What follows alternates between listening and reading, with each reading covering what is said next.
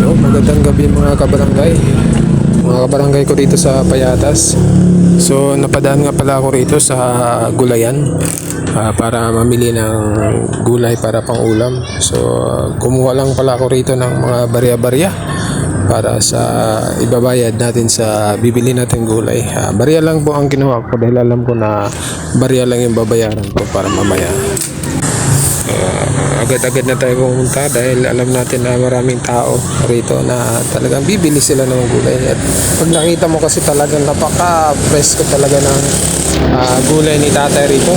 Hindi ko lang kasi natanong yung pangalan ni tatay, yung mayari. Pero kung bibili kayo rito guys, mabilis lang si tatay.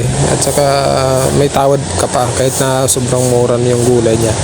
Dito nga pala sa binili ko rito nasa halagang 35 pesos lang. Dalawang gulay, kamote, tapos yung may okra, dalawang tali din. So nagkakahalaga lang 35 pesos guys. Kaya na pwede na ito guys. Tapos bili ka na lang din na isang basong bagoong. Punta lang tayo rito guys. Kung alam nyo to, i-comment na rin po sa video na ito para malaman natin kung anong mga pwedeng masasabi rito guys. Kung pasok ba ito sa budget guys, lalo na sa panahon ngayon na tagirap. Ito guys, pakisuportahan lang po natin si tatay guys sa kanyang negosyo. Dahil napakamura talaga rito guys. Maraming salamat. Ingat po tayong lahat. Kakain na tayo.